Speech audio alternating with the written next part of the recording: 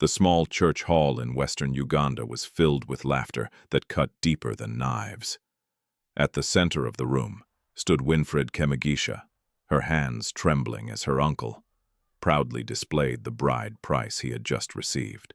Tonight, she becomes his problem, someone joked. Across the hall leaned the groom everyone knew, Kato Biaruhanga, the village drunk. His clothes were wrinkled, his breath heavy with alcohol, and several guests openly laughed at the sight of him marrying a young woman like Winfred. "Go to your husband," her aunt whispered sharply, pushing her forward. Winfred's heart pounded. Then suddenly, the drunken man lifted his head. His eyes were clear, and the quiet sentence he murmured made the smile on her aunt's face slowly disappear. Because the man everyone believed was a worthless drunk was clearly pretending. Before we continue this story, tell us in the comments which country are you watching from and what time is it there right now. Stories like this travel across many nations, and it's always beautiful to see where our viewers are listening from. And if you enjoy powerful African stories about courage, justice, and unexpected destiny, don't forget to subscribe to the channel so you never miss the next one. Now, let's begin Winfred's story. The sun had barely risen over the green hills of Kiruhura district when Winfred Kemigisha stepped out of the small mud house with a metal basin balanced on her head. Inside the basin were cassava tomatoes and a few green bananas she had carefully arranged before dawn. The morning air was cool, but Winfred's bare feet were already dusty from the narrow footpath that led toward the trading center. Behind her, the voice of her aunt, Annette Turiahikayo, burst through the doorway. "Walk faster!" Annette shouted. "Do you think customers will wait all day for you?" Winfred did not answer. She rarely did. At 21 years old, she had already learned that silence was often the safest response inside that house. The house had once belonged to her parents. Her father, Paul Kemigisha, had been a respected farmer in the village. He owned 2 acres of land, a small herd of goats, and a reputation for fairness that people still spoke about. But everything changed the year. Both her parents died in a terrible road accident on the highway to Mbarara. Winfred had been 16. Her younger brother had been sent to live with relatives in another district, and Winfred herself had been taken in by her father's younger brother, Moses Kairisima, and his wife, Anna. At first, the village believed Moses had done something honorable, but within months, the truth slowly revealed itself. Winfred was no longer treated like family. She became labor. Every morning she woke before sunrise to sweep the compound, fetch water from the borehole nearly a kilometer away, cook porridge for the household, and then walk to the trading center to sell vegetables. The money she earned never belonged to her. Every coin went directly into Anne's hands. If Winfred returned with less than expected, the insults came immediately. Sometimes worse. That morning, as she walked along the dusty road toward the market stalls, the early sunlight painted long shadows across the ground. Other women were already setting up small wooden tables, arranging tomatoes and onions in neat piles. Winfred placed her basin down beside a low stool. "Ah, Winfred," called Mama Birungi, an elderly woman who sold roasted maize nearby. "You came early today." Winfred smiled softly. "Yes, Mama." Mama Birungi studied the young woman carefully. The girl had always been kind. Even when she barely had enough food for herself, Winfred often shared roasted cassava with hungry children who wandered the market. And when Mama Birungi's knees hurt too badly to carry firewood, Winfred quietly helped without asking for anything in return. "Your heart is too good for this world," Mama Birungi often told her. Winfred never knew how to respond to that. Kindness was not something she thought about. It was simply the only way she knew how to live. The market slowly came alive. Motorcycle taxis, boda-bodas, roared past the roadside stalls. Men shouted prices. Goats wandered between the wooden stands. Winfred began calling out softly to passing customers. fresh tomatoes, sweet cassava, fresh matuke. By midday the sun was blazing overhead.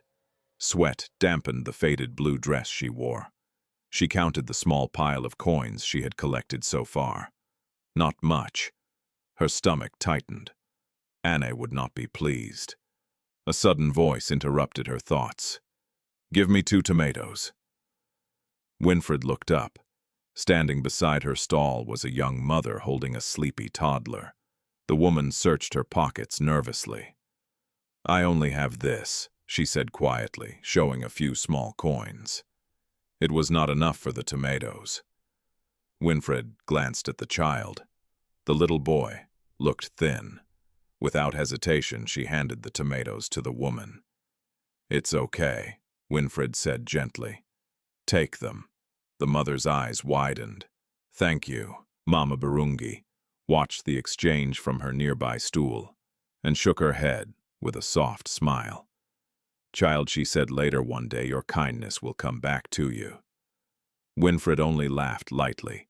She did not believe life worked that way. By late afternoon, the sky began to glow orange as the sun dropped behind the hills. Winfred gathered the few vegetables she had left and tied them back into the basin. Her feet felt heavy as she began the long walk home. She already knew what awaited her. The moment she stepped into the compound, Annette's sharp eyes fell on the basin. "Is that all?" her aunt demanded. "I sold most of them," Winfred replied quietly. Annette snatched the coins from her hand and counted them. Her face darkened. "This is not enough." "I tried." The slap came suddenly. Winfred staggered slightly but remained silent. From the doorway, Moses Kayarasiima watched the scene with tired eyes. He said nothing. He rarely did. Annette tossed the coins into a metal tin and turned away. "You eat after everyone else tonight," she snapped. Winfred nodded. Later that evening, she sat alone near the cooking fire after the others had finished eating. The portion left for her was small, a little posho, some beans. But she ate slowly, grateful for what little she had. Across the compound, Moses and Annette were speaking in low voices inside their bedroom. Winfred could not hear clearly at first. But then certain words drifted through the open window. "Debt. Patrick Mugisha will not wait forever. There is one solution." Winfred froze. Her name followed soon after. "The girl is our only asset now." Her chest tightened. She did not understand everything they were saying, but something deep in her stomach twisted with dread. Inside the room, Annette's voice became clearer. "There is a man willing to pay." Moses hesitated. "That drunk, he has money," Annette said sharply, "and we need it." Winfred's heart began to pound. She slowly stood from the fire, every muscle tense as she tried to hear more. But the conversation inside dropped into whispers again. A few minutes later, the door closed. The house fell quiet. Winfred stood alone under the darkening sky. In the distance, the sound of motorcycles faded along the road. She did not yet know the name of the man they were discussing. She did not know that her future had already been decided inside that small room. But a strange feeling crept into her chest, a feeling that something in her life was about to change, and not in the way she had hoped. Inside the bedroom, Anne counted the numbers again in her mind. If the deal worked, their debts would disappear, and the troublesome girl in their house would no longer be their burden. She smiled to herself in the darkness. Winfred Kemigisha, she believed, had finally become useful. Just not in the way Winfred imagined. Outside, under the quiet Ugandan night sky, the young woman stared up at the stars. For a moment, she allowed herself a small dream. Maybe someday she would leave this place. Maybe someday she would find a life where no one shouted her name with anger. She did not yet realize how close that future was, and how dangerous the path toward it would be. The next morning began. like every other morning in Winfred Kemigisha's life. Before the sky had even begun to lighten, she was already outside sweeping the compound with a worn broom made from dry palm fibers. The air was cold and quiet, the only sound the distant crowing of roosters echoing through the hills. But something inside the house felt different. The night before, the conversation she had overheard between Moses and Annette refused to leave her mind. "There is a man willing to pay." Those words had echoed in her thoughts all night. Winfred tried to push the worry aside as she fetched water from the borehole, balancing the heavy jerrycan against her hip. Women from nearby homes greeted each other along the narrow path, but Winfred barely spoke. Her thoughts were elsewhere. When she returned to the compound, she noticed Moses sitting outside unusually early, sharpening a machete on a stone. He rarely woke before sunrise. Winfred greeted him softly. "Good morning, Uncle." Moses only nodded. His eyes avoided hers. That alone made her stomach tighten. Inside the house, Anna was already cooking porridge over the charcoal stove. "You're slow today," Annette snapped without looking up. "I woke early," Winfred replied quietly. "Then work faster." Winfred nodded and began preparing the morning firewood. The silence between them felt thick and uncomfortable. Normally, Annette would already be complaining about the cost of food or the laziness of neighbors. But today, she seemed thoughtful, calculating. Later that morning, Winfred carried the vegetable basin toward the trading center as usual. But before she reached the road, she heard someone calling her name. "Winfred." She turned. It was Mama Birungi, walking slowly with a small bundle of roasted maize. "Child, wait," the old woman said, catching her breath. Winfred smiled politely. "Good morning, Mama." Mama Birungi studied her face. "You did not sleep well." Winfred hesitated. "It's nothing," but the elderly woman knew better. "I have lived too many years to believe that answer," Mama Birungi said gently. For a moment, Winfred considered telling her everything, but the words would not come. Instead, she simply said, "There is tension in the house." Mama Birungi sighed. "That house has always been heavy on your shoulders." Winfred lowered her eyes. They walked together toward the market for a short distance before Mama Birungi spoke again. "Sometimes," she said slowly, "when families see poverty, they forget the value of a human heart." Winfred felt a strange chill at those words. By midday, the market had grown crowded again. Bodas rushed through the trading center, and the smell of frying cassava filled the air. But today, something unusual happened. 3 men in pressed shirts stood near the roadside bar across the street. They were speaking quietly with the bar owner. From where Winfred sat, she could see them occasionally glancing toward her direction.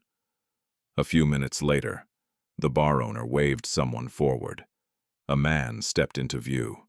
Even from across the road, Winfred could recognize him instantly. Everyone in the trading center knew him. Kato Byaruhanga, the drunk. His reputation stretched across several villages. He spent most days leaning against the wall of roadside bars, drinking cheap alcohol until he could barely walk. Some people said he had once owned land and lost everything. Others claimed he had always been useless. Today, he looked exactly the same as always. His shirt was wrinkled, his beard untrimmed, his eyes half-lidded like someone who had been drinking since sunrise. One of the well-dressed men said something to him. Cato nodded slowly. Then, to Winfred's surprise, all 4 men turned and looked directly toward her vegetable stall. Her heart skipped. She quickly looked down, pretending to arrange tomatoes, but she could feel their eyes on her. After a moment, they walked away toward the far end of the trading center. Winfred let out the breath she had been holding. A strange unease lingered in her chest. By evening, when she returned home, the tension inside the compound had thickened. Moses and Annette were sitting together under the mango tree. And they were not alone. A tall man in a gray suit sat across from them. Winfred froze near the gate. She recognized him immediately. Patrick Mugisha. Everyone in the district knew his name. He was a powerful businessman and moneylender whose influence reached far beyond the small villages surrounding Kirahura. If someone owed Patrick Mugisha money, their life could quickly become miserable. Winfred had heard whispers that Moses had borrowed money from him months earlier, but she had never seen him at their home before. The moment Winfred stepped into the compound, Patrick Mugisha's sharp eyes turned toward her. He smiled slowly. "So this is the girl," he said. Winfred's throat tightened. Annette stood up quickly. "Come here," she ordered. Winfred walked forward slowly, her hands trembling. Patrick Mugisha observed her carefully as though examining livestock at a market. "She looks healthy enough," he said. Moses shifted uncomfortably, but said nothing. Winfred's voice was barely audible. "Uncle." Annette spoke before Moses could answer. "Winfred," she said with forced sweetness, "we have good news for you." Winfred's heart began to race. "What news?" Annette folded her arms. "You are going to be married." The words landed like a stone in Winfred's chest. "Married," she whispered. "Yes." Winfred's eyes moved between the three adults. "To who?" Patrick Mugisha chuckled quietly. "A man who is willing to pay well for you." The ground seemed to tilt beneath Winfred's feet. "I don't understand," she said weakly. Annette's patience disappeared instantly. "You do not need to understand." Winfred's voice trembled. You don't want," Annette snapped. "Since when do you decide anything in this house?" Winfred turned desperately toward Moses. "Uncle, please." Moses avoided her gaze. "It is already arranged," he muttered. Winfred felt tears burning behind her eyes. "Who is the man?" Annette smiled coldly. "You have seen him before." Winfred's stomach twisted. Patrick Mugisha leaned back in his chair and answered calmly, "Kato Biaruhanga." For a moment, the entire world seemed to go silent. Winfred stared at them in disbelief. "The drunk," she whispered. Annette shrugged. "He has money." Winfred shook her head slowly. "No, please." Patrick Mugisha stood up, adjusting his suit jacket. "The bride price will clear most of your uncle's debts," he said. He glanced at Winfred one last time. "You should be grateful." With that, he walked toward the gate and disappeared down the road. Silence filled the compound. Winfred turned back toward Moses and Annette, her chest rising and falling rapidly. "You can't do this," she said softly. Annette's face hardened. "It is already done." Winfred's voice broke. "He is always drunk. That is not your concern. I will suffer." "You already live here for free," Annette snapped. "It is time you repay the family that feeds you." Winfred shook her head again.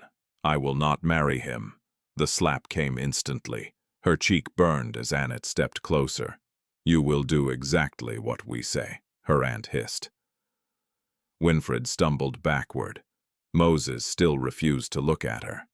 And in that moment, Winfred understood something painful. The decision had been made long before she ever heard the conversation. Her future had already been sold. And the man waiting for her was the village drunk.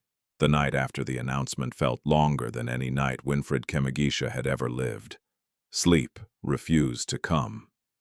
She lay on the thin woven mat in the small room she shared with sacks of maize and old farming tools, staring into the darkness, while the words repeated endlessly in her mind. Kato Biaruhanga, the drunk. Every person in the trading center knew him. Men laughed about him at roadside bars. Children pointed when he stumbled through the streets. Some said he had once been normal before alcohol destroyed his life. Others believed he had always been worthless. And now, she was expected to marry him. Winfred turned onto her side, her chest tight with fear. The thought alone made her stomach twist.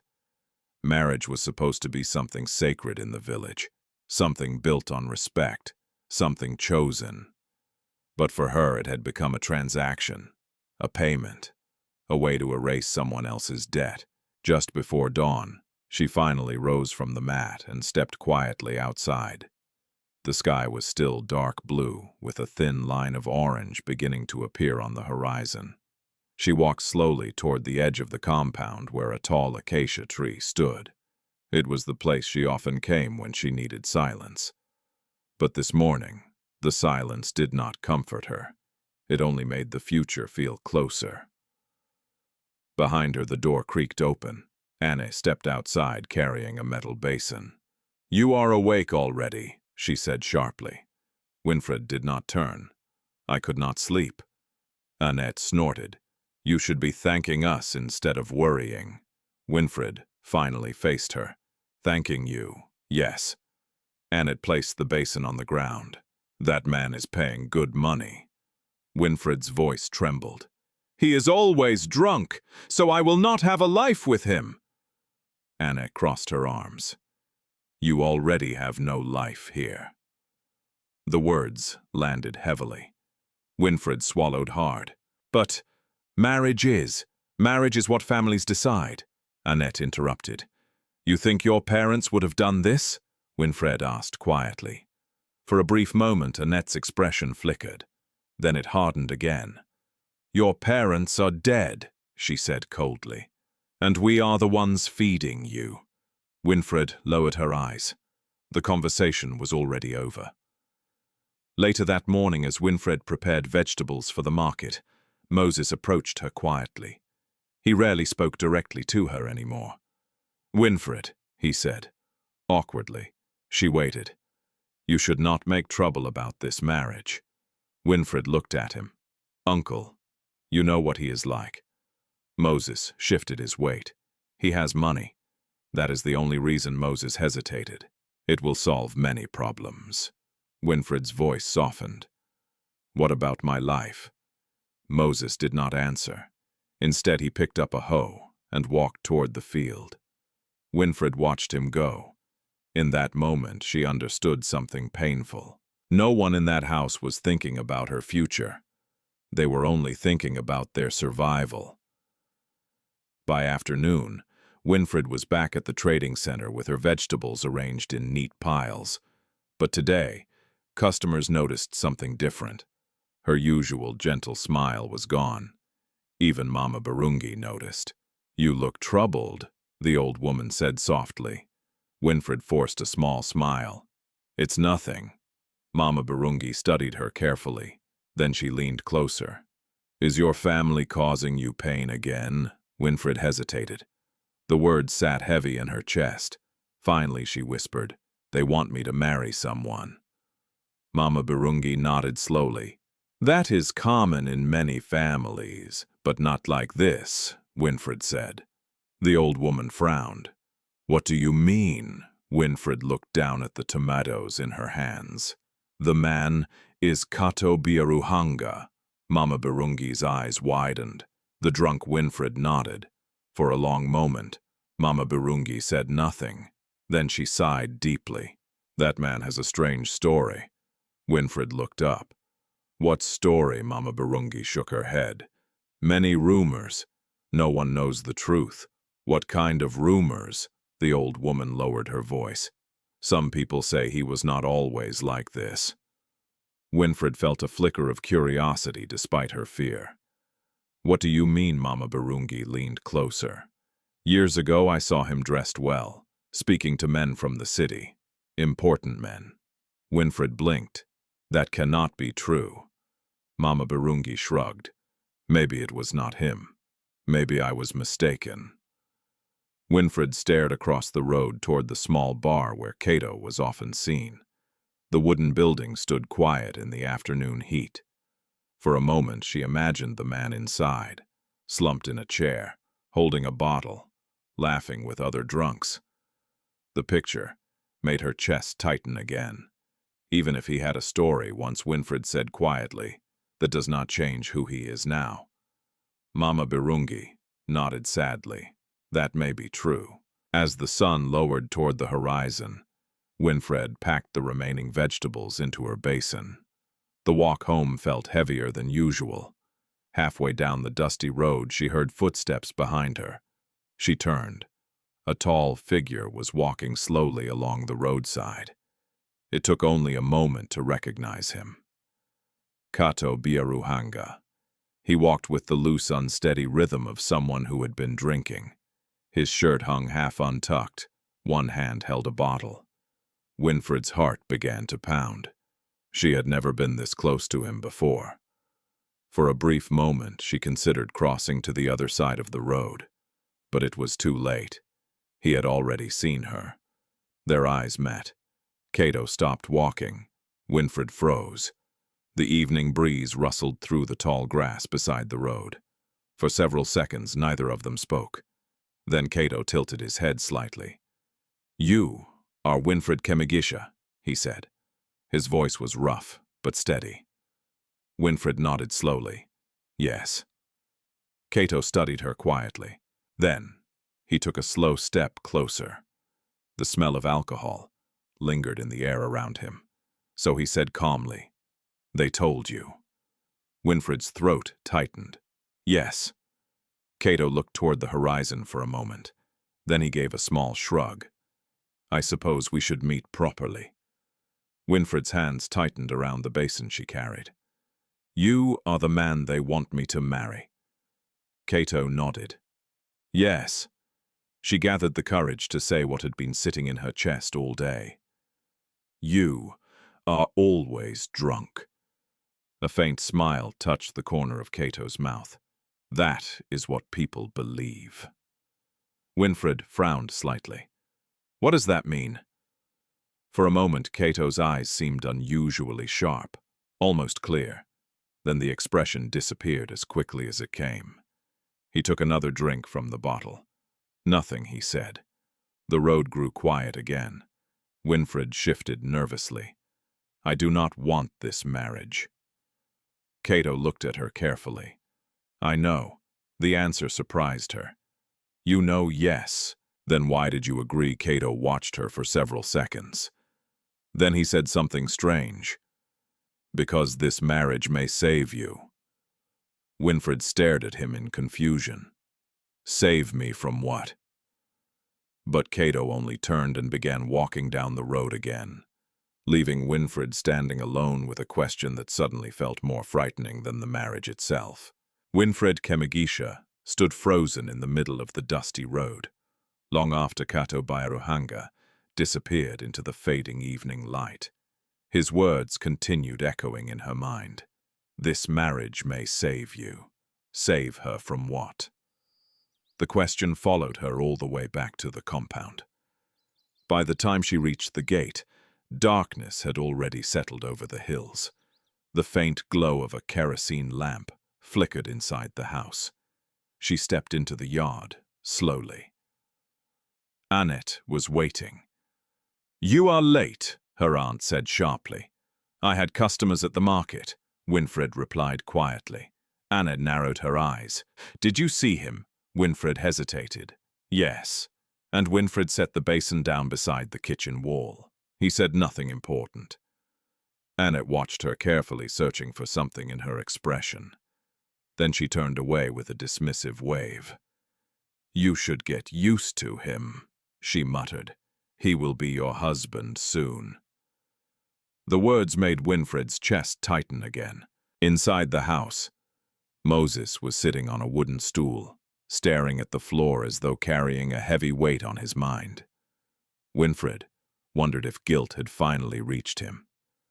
But if it had, it did not change anything. Later that night, after the others had gone to sleep, Winfred sat outside beside the dying cooking fire. The sky above the village was full of stars. Normally, she loved this quiet time of night. But tonight the silence felt heavy. She tried to imagine her future with Kato. A small room, the smell of alcohol, the laughter of villagers whenever they saw them together. Her heart sank. Yet something about their conversation earlier refused to settle. For a brief moment on the road, his eyes had looked different. Clear, alert, almost calculating. Winfred shook her head. Maybe she had imagined it. Men who spent their days drinking cheap wuragi did not suddenly become mysterious strangers. Still, the uneasiness remained. The next morning, the compound buzzed with unusual activity. Anne woke everyone earlier than usual. "There is work to do," she announced. Winfred stepped outside and immediately noticed two unfamiliar men unloading sacks from a small pickup truck near the gate. "What is happening?" she asked. Annette wiped her hands on her skirt. "We are preparing for the introduction ceremony." Winfred felt her stomach drop. "So soon?" "Yes, when tomorrow." The words hit her like a stone. "Tomorrow," she whispered. Annette rolled her eyes. "What did you expect, a year to think about it?" Winfred's chest tightened. She had known the marriage was coming, but hearing the exact day made the future feel suddenly real, unavoidable. The entire day passed in a blur of preparation. Neighbors arrived to help cook. Goats were tied near the mango tree for slaughter. Women pounded millet in large wooden mortars while discussing the news. Winfred heard the whispers, drifting across the compound. Poor girl. She deserved better. But at least her family will survive. Each word cut deeper than the last. By evening, the compound had transformed into a place of celebration. But for Winfred, it felt more like a farewell. Mama Barungi arrived just before sunset, leaning heavily on her walking stick. She found Winfred near the cooking area washing dishes. "I heard the news," the old woman said gently. Winfred forced a small smile. "So the whole village knows already." Mama Barungi sighed. "In villages, secrets travel faster than the wind." Winfred lowered her gaze. "I wish it were not true." Mama Barungi studied her face for a long moment. Then she spoke quietly. "Have you spoken to the man?" "Yes." And Winfred hesitated. He said something strange. What Winfred repeated his words. "This marriage may save you." Mama Barungi frowned. "That is an unusual thing for a drunk man to say." "That is what I thought, too." The old woman remained silent for several seconds. Finally, she said softly, "Sometimes the people we think we understand are not who we believe." Winfred sighed. "I do not think there is any mystery here." Mama Barungi gently touched her shoulder. "Whatever happens tomorrow, remember something important. What you are still the same Winfred Kemigisha who helps strangers and feeds hungry children." Winfred blinked back sudden tears. "No marriage can change that." That night, sleep was impossible again. The house was crowded with relatives who had arrived to witness the ceremony. Winfred lay awake listening to their laughter in the next room. Eventually, exhaustion pulled her into shallow sleep. When she woke again, sunlight was already spilling into the compound. The day had arrived. Women were already busy cooking large pots of stew. Men gathered under the mango tree, drinking and talking loudly. Winfred remained inside the small bedroom, while Annette prepared her for the ceremony. "Sit still," her aunt ordered, as she braided Winfred's hair. Winfred obeyed silently. Annette tied a bright gomesi dress around her waist and stepped back to inspect her work. "You look respectable enough," she said. Winfred stared at her reflection in a small, cracked mirror. The woman looking back at her seemed unfamiliar. She looked like a bride, but she did not feel like one. Outside, the sound of approaching vehicles suddenly filled the air. Guests rushed toward the gate. "He is here!" someone shouted. Winfred's heart began pounding. Anne grabbed her arm. "Come." They stepped outside together. The compound had filled with villagers. At the gate, a small group of men stood beside an old pickup truck, and among them stood Kato Biaruhanga. His appearance was exactly what everyone expected. Wrinkled shirt, messy beard, a bottle loosely hanging in one hand. Several guests burst into laughter. "That is the groom," one man joked loudly. Another added, "Winfred will spend her life carrying him home from the bar." More laughter erupted. Winfred felt her face burn with humiliation. Cato seemed completely unaffected. He leaned casually against the truck, watching the scene with a lazy expression. Patrick Mugisha stood nearby observing everything with a satisfied smile. The moneylender approached Moses and handed him a thick envelope. "Your debt is settled," he said calmly. Moses nodded quickly. Annette's eyes gleamed. Everything was going exactly as she had planned. The ceremony began shortly after. Traditional introductions were made. Bride price payments were confirmed. Guests clapped and cheered. Winfred stood quietly beside Cato while the elders spoke. From the corner of her eye, she noticed something strange. Cato's posture had subtly changed. He was no longer slouching. For a brief moment, he stood straight, confident. His eyes scanned the crowd carefully, almost like a man observing a room for hidden threats. Then someone handed him a drink. The posture vanished. The drunken act returned. Winfred stared at him in confusion. Had she imagined that moment? The ceremony ended with loud applause. The elders declared them husband and wife. And just like that, Winfred's life changed. As the crowd began celebrating, Cato leaned slightly closer to her and spoke quietly enough that no one else could hear. "Do not be afraid," he said. Winfred looked at him. His eyes were clear again. "Things are not what they seem." Then he lifted the bottle and staggered toward the cheering crowd, leaving Winfred with a strange and unsettling realization. The man everyone believed was a hopeless drunk might be the only person in that compound who truly knew what was happening. The celebration lasted long into the night. Music played from an old speaker powered by a small generator, and villagers danced in the dusty compound beneath strings of dim yellow bulbs.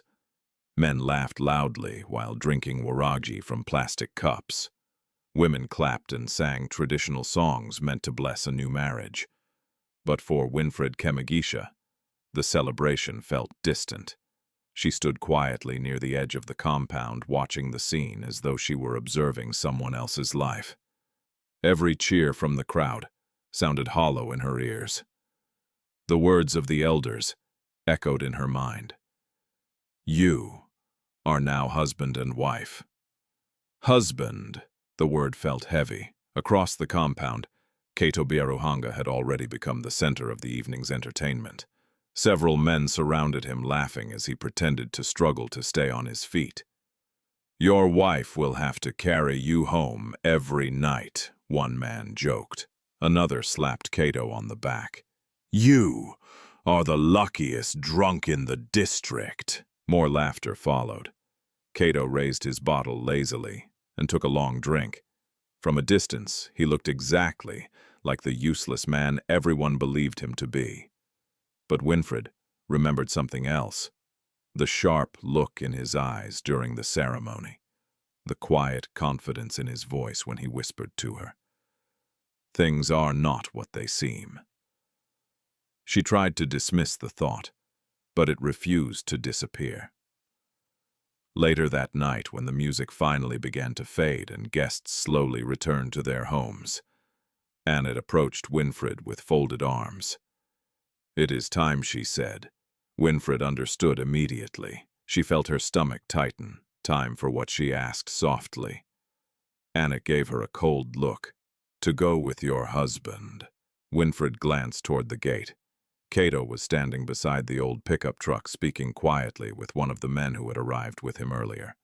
The man handed Cato a small bag before climbing into the truck and driving away. For a brief moment, Cato stood alone under the dim light. Then he turned and looked toward Winfred. Their eyes met. Winfred quickly looked away. Annette grabbed her arm. "Do not embarrass us tonight," she hissed. "I will not," Winfred whispered.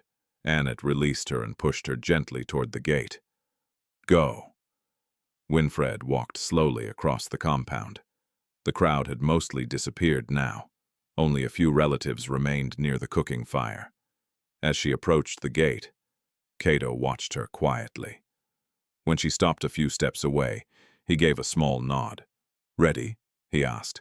Winfred hesitated. "I suppose I have no choice." Cato shrugged slightly. "That is true." The answer irritated her. "You say that very easily." He studied her face for a moment. "Would you prefer lies?" Winfred did not respond. After a moment, Cato gestured toward the road. "My place is not far." They began walking together down the dark village path. The night air was cool, and the sound of crickets filled the silence between them. For several minutes, neither spoke. Finally, Winfred said quietly, "You do not seem very drunk tonight." Cato glanced at her sideways. "You are observant." That was not an answer. He took another small sip from the bottle. Sometimes people see what they expect to see. Winfred frowned slightly. "That still does not explain anything." Cato stopped walking. They stood beside a patch of tall grass illuminated by the pale moonlight. "You want explanations on the first night of a forced marriage?" he asked. Winfred crossed her arms. "Yes." Cato considered her for a moment. Then he sighed softly. "I cannot give them yet. Why? Because the less you know, the safer you are." Winfred stared at him in frustration.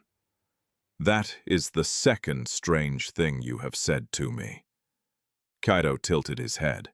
Only the second. Winfred ignored the sarcasm. "What danger are you talking about?" Cato looked toward the distant lights of the trading center before answering. "The kind of danger that grows quietly inside greed." Winfred blinked. "You speak like a teacher, not a drunk." Cato smiled faintly. "Maybe I had a different life once." Winfred waited for him to continue, but he did not. Instead, he resumed walking down the path. After a few minutes, they reached the edge of the trading center. A small row of buildings stood along the roadside. One of them was a narrow brick room with a rusted metal door. Cato stopped in front of it. "This is where I stay." Winfred looked around. The building was simple but cleaner than she expected. Here she asked. "Yes." He unlocked the door and stepped aside so she could enter first. Inside the room was small but surprisingly tidy. There was a narrow bed against one wall, a wooden table, 2 chairs, and a shelf with neatly stacked plates and cups. Winfred looked around slowly. "This is not what I expected." "What did you expect? A place filled with empty bottles." Cato chuckled softly. "There are a few." He placed the bottle on the table and sat down on one of the chairs. Winfred remained standing. For a moment, the room fell into quiet. Finally, she asked the question that had been sitting in her chest all evening. "Why did you agree to marry me?" Cato leaned back slightly. "That is a complicated answer." "Try." He studied her face again. "You believe your family sold you to solve their debts." "They did." "That is partly true." Winfred frowned. "Partly, yes. Then what else is happening?" Cato rubbed his chin slowly. "You remember Patrick Mugisha?" Winfred stiffened. "Yes." Cato nodded. "He believes he is controlling everything in this district. That does not surprise me. But sometimes powerful men make mistakes." Winfred watched him carefully. "What mistake did he make?" Cato looked directly into her eyes. "He assumed I am exactly what everyone thinks I am." Winfred felt a chill run through her body. "You mean—" The drunk Cato smiled slightly. "Exactly." For a moment, silence filled the room again. Winfred's mind raced with questions. "Are you saying you are not?" Cato stood up and walked toward the small window. Moonlight illuminated half his face. Then he said quietly, "I am saying that sometimes the best place to hide is where no one bothers to look." Winfred stared at him. The man standing in front of her suddenly seemed very different from the one villagers laughed at every day. She realized something slowly. The drunken behavior, the careless appearance, the strange confidence behind his words. None of it felt accidental anymore. "Who are you really?" she asked softly. Cato turned toward her, but instead of answering, he said something else. "For now, Winfred, it is better if you believe I am exactly what the village sees." Her confusion deepened. "That makes no sense." "It will," when Cato picked up the bottle from the table and took another small drink. "Soon." Then he placed the bottle down and gestured toward the bed. "You should rest, and I will sleep on the chair tonight." Winfred blinked in surprise. "You do not have to, I know." He sat down again and closed his eyes. "But you have already been forced into enough things today." The room fell quiet. Winfred lay down slowly on the bed. Her body was exhausted, but her mind refused to settle. As sleep slowly began to take, her one thought kept repeating in her head. The man she had been forced to marry might not be the drunk everyone believed, and if that was true, then her life had just become far more complicated than she ever imagined. The first morning of Winfred Kemigisha's marriage did not begin the way she expected. When she opened her eyes, sunlight was already slipping through the small window of the narrow brick room. For a moment, she did not remember where she was. The thin mattress beneath her felt unfamiliar, and the quiet surrounding her was different from the noisy compound of her uncle's house. Then memory returned. The wedding, the laughter, Cato Byaruhanga, her husband.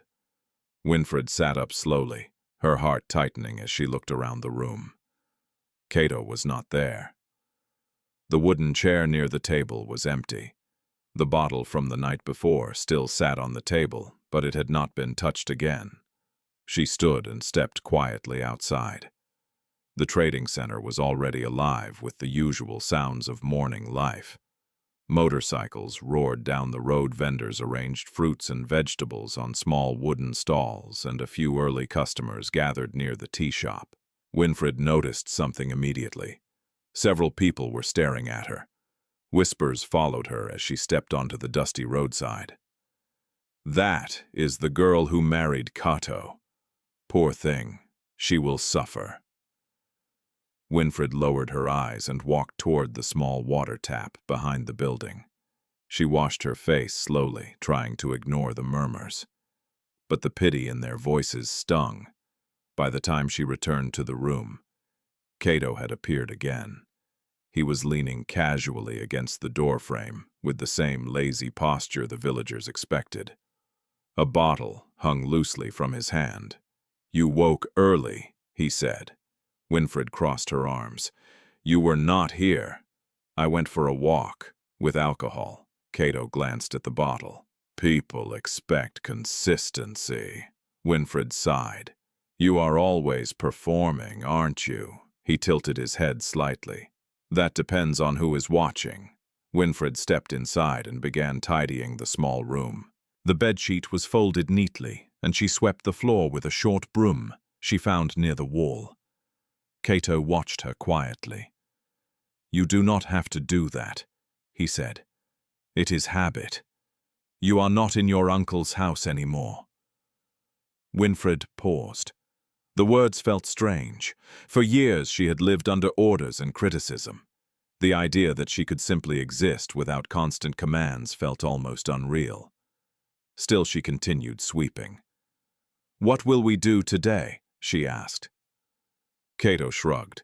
"I will go to the bar." Winfred stopped sweeping. "You are serious?" "Yes, you do that every day most days." She shook her head. "You truly want everyone to believe you are worthless." Cato smiled faintly. "That belief protects me." From what he did not answer. Instead, he stepped outside again and sat on a wooden bench near the door. A few minutes later, a group of men passed by on their way to the bar. They immediately noticed him. "Cato," one of them shouted. "Already drinking this early?" Cato raised the bottle lazily. "It is never too early." The men laughed loudly. Your new wife will soon learn how to carry you home." More laughter followed as they continued down the road.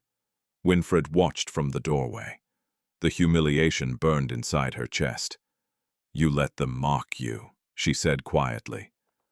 Cato did not seem bothered. "Mockery is a cheap price for invisibility." Winfred frowned. "That sentence sounds like something a professor would say. Maybe I once read books." The answer only deepened her confusion. A short time later, Winfred decided to return to the market. She needed something familiar to calm her thoughts. "I will sell vegetables today," she said. Cato looked surprised. "You do not have to." "I want to." He nodded. "Very well."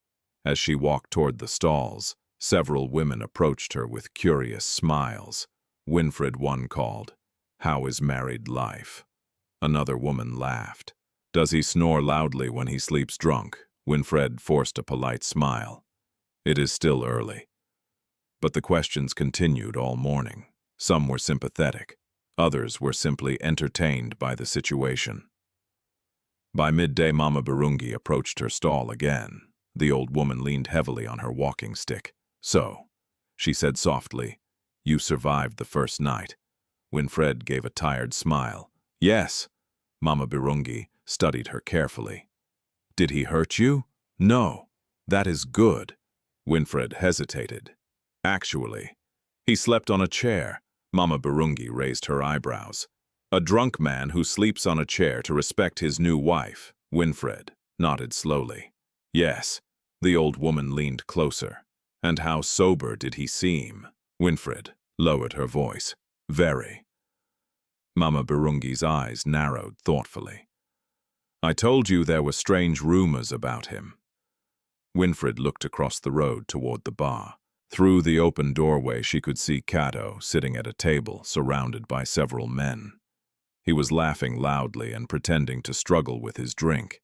The act looked convincing, but now she was not sure what was real anymore. Later that afternoon, something unusual happened. A black SUV drove slowly through the trading center. Vehicles like that rarely appeared in the small town. The car stopped briefly near the bar. Two men in formal suits stepped out. They looked around carefully before entering the building. Winfred watched with curiosity. The men did not look like villagers. They carried themselves like businessmen from the city. A few minutes later, they emerged again. And as they stepped outside, one of them glanced directly toward Cato. The look lasted only a second. But it was not the look someone gives to a drunk stranger. It looked respectful. Then the men returned to the SUV and drove away. Winfred's heart began to beat faster. That evening, when she returned to the small room, she found Cato already there. He was sitting at the table, staring at a folded piece of paper. When he noticed her, he quickly slipped it into his pocket.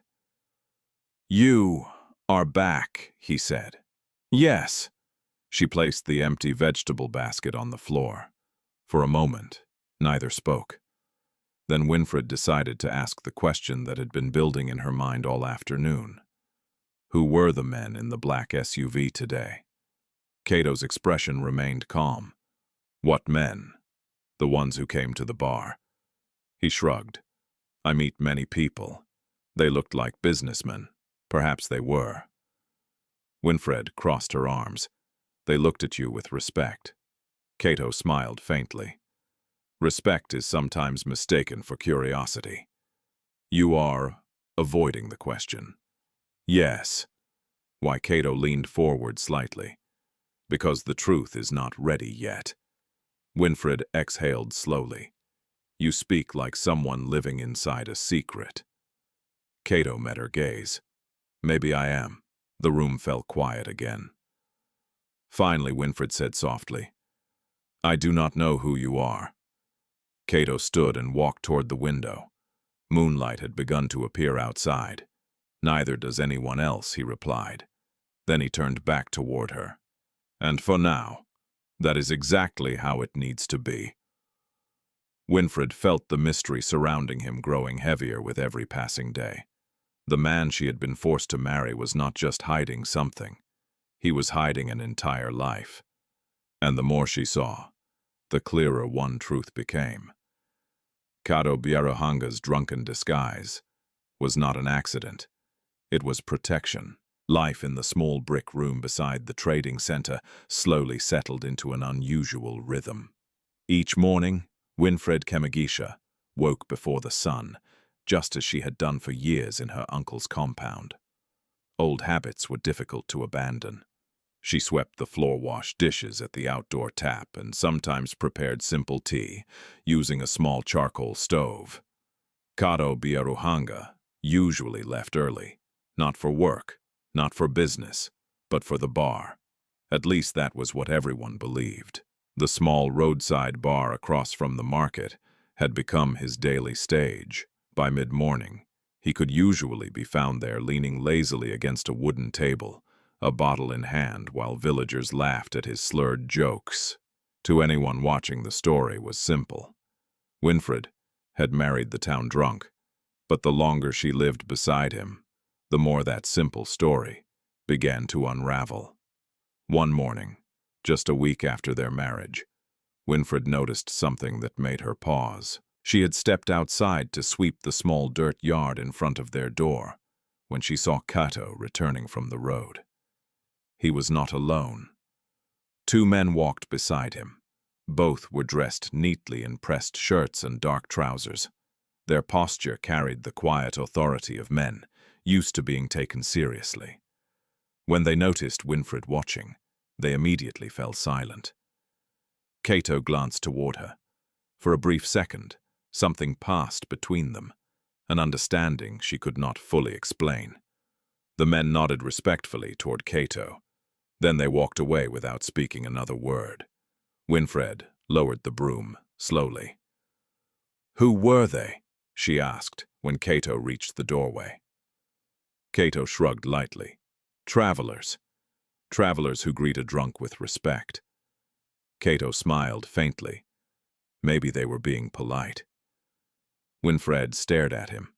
"You expect me to believe that I expect you to believe whatever keeps you safe." That answer again.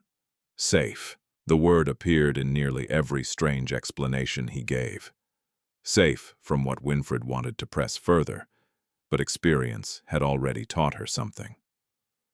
When Kato decided a conversation was finished, it ended. Later that day, she walked to the market again with her basket of vegetables. But the whispers around her had not disappeared. In fact, they seemed louder now. "Poor Winfred," one woman said loudly enough for her to hear. "She married a man who cannot even walk straight." Another laughed. "Soon, she will be begging in the streets with him." Winfred kept her head down and continued arranging tomatoes on the wooden stall. Mama Birungi arrived soon after. The elderly woman sat beside her as usual, roasting maize over a small charcoal fire. "How is married life today?" she asked gently. Winfred hesitated. "It is confusing," Mama Birungi chuckled. "That is true for many marriages. This one is different." How Winfred leaned closer. Nothing about him feels real. The old woman studied her carefully. "Explain." "He acts drunk in front of everyone," Winfred said quietly. "But when we are alone, he is completely different." Mama Birungi nodded slowly. "I suspected something like that." "You did?" "Yes." "How?" The old woman poked the roasting maize thoughtfully before answering. "Many years ago, before you were grown, I once saw him wearing a fine suit in Imbarara town." Winfred blinked. "That is impossible." "That is what I thought too." Mama Birungi lowered her voice further. But the men he was speaking with were not ordinary men. "What do you mean they were government officials?" Winfred felt a chill crawl down her spine. "Are you sure I am old but my eyes still work?" Winfred looked toward the bar across the road again. Kato sat exactly where he always did, leaning against the table while a group of men laughed around him. The image looked perfectly ordinary, but now she could not stop wondering. What if the ordinary image was the disguise? That evening, as the sun dipped low over the hills, something unexpected happened again. The black SUV returned. It rolled slowly into the trading center, raising dust along the road. People stopped what they were doing to stare. Cars like that rarely came to this small place. The vehicle, parked near the bar. The same two men in suits stepped out.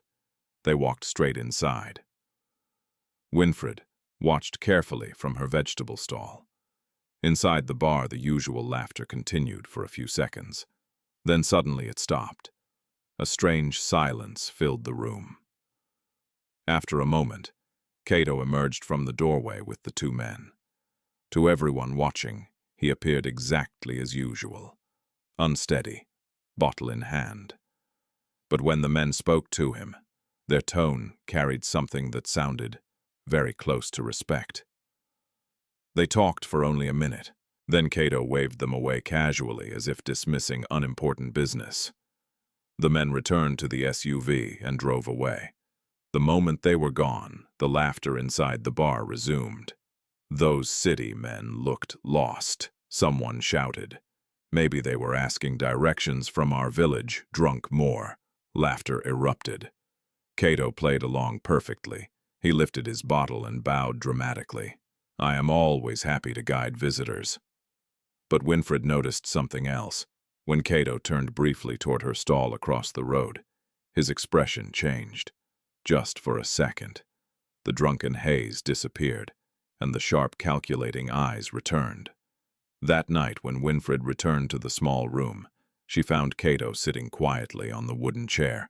The bottle on the table was still half full, but he was not drinking. He seemed to be thinking. Winfred placed the basket on the floor and faced him directly. We need to talk. Cato sighed softly. That usually means trouble. Maybe.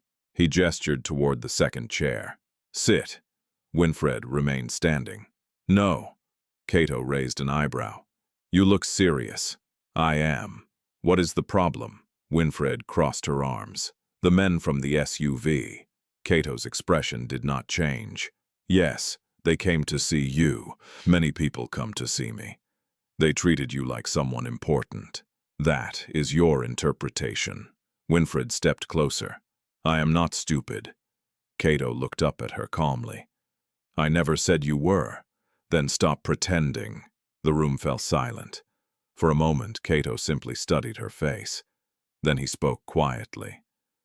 You want the truth, yes. He leaned back in the chair. The truth is dangerous. I am already living inside something dangerous, Winfred replied. Cato smiled faintly.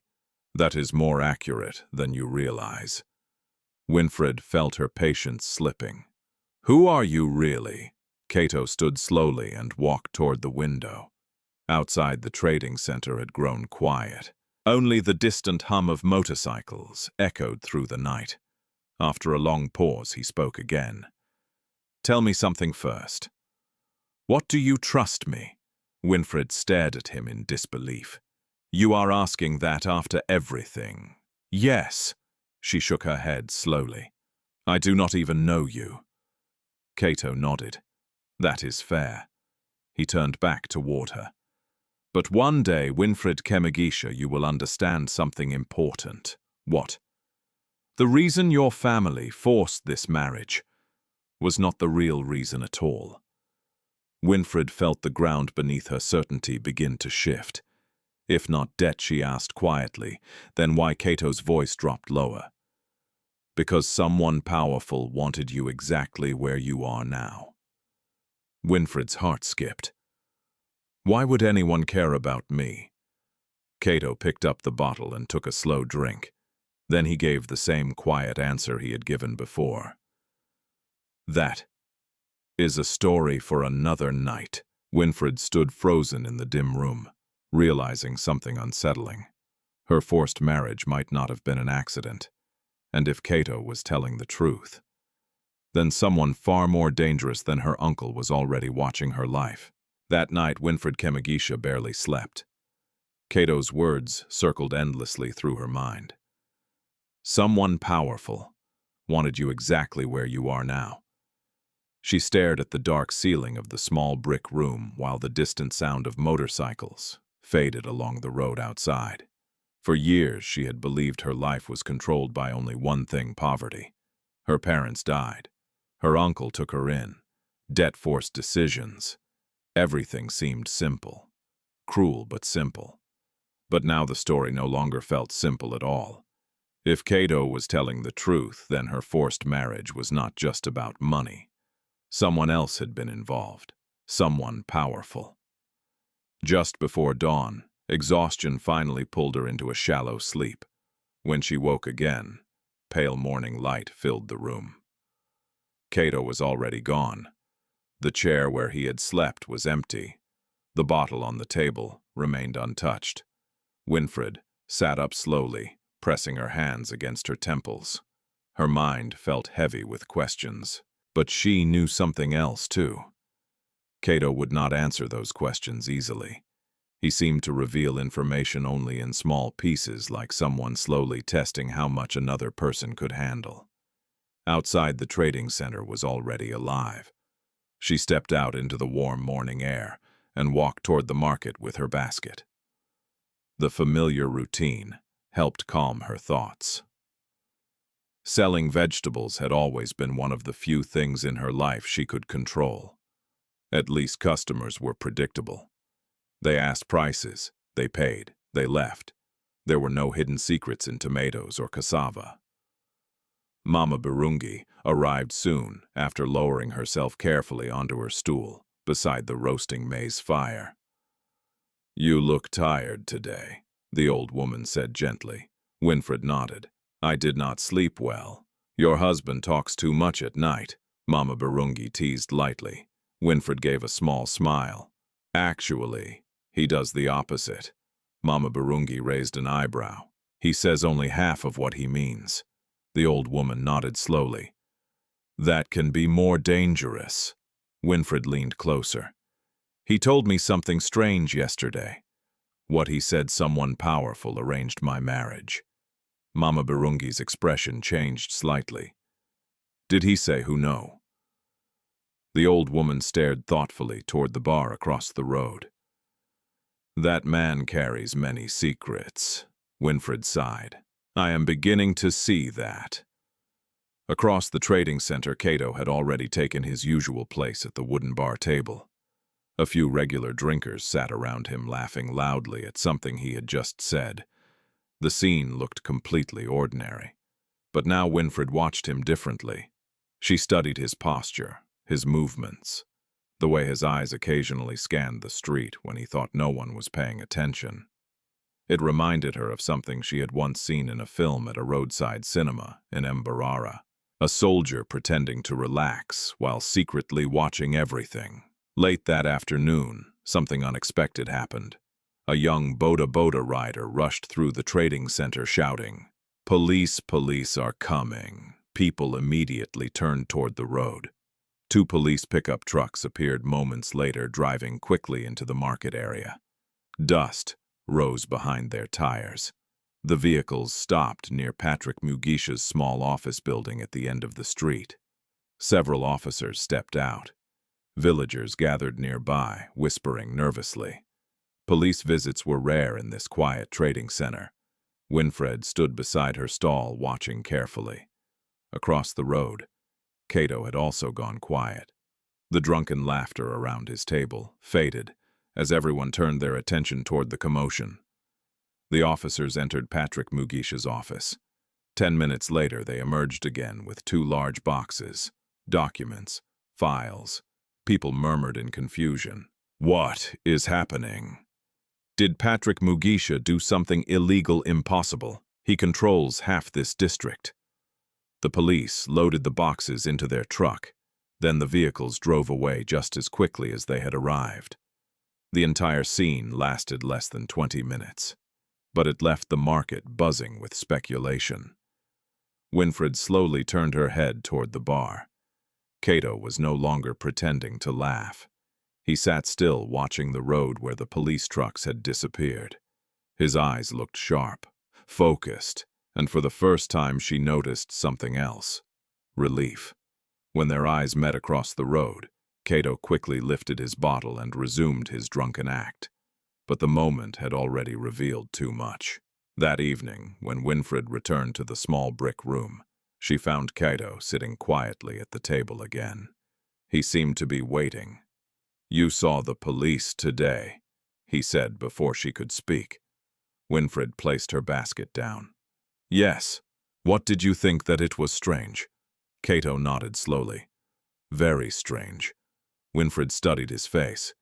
"You knew it would happen. It was not a question." Cato leaned back in his chair. "Maybe. You arranged it." "Maybe." Winfred stepped closer. "You are not denying it." Cato shrugged. "Denying things is exhausting." Winfred crossed her arms. "You are involved in something much bigger than this village." "That is true. Does it involve Patrick Mugisha?" Cato smiled faintly. "You are learning quickly." Winfred felt her chest tighten. "Then my marriage to you was not random," Cato finished. The room fell silent. Winfred sat down slowly in the second chair. "Tell me the truth," she said quietly. Cato studied her for several seconds. Then he spoke. "Patrick Mugisha controls many things in this district. I know, but he did not become powerful by being honest.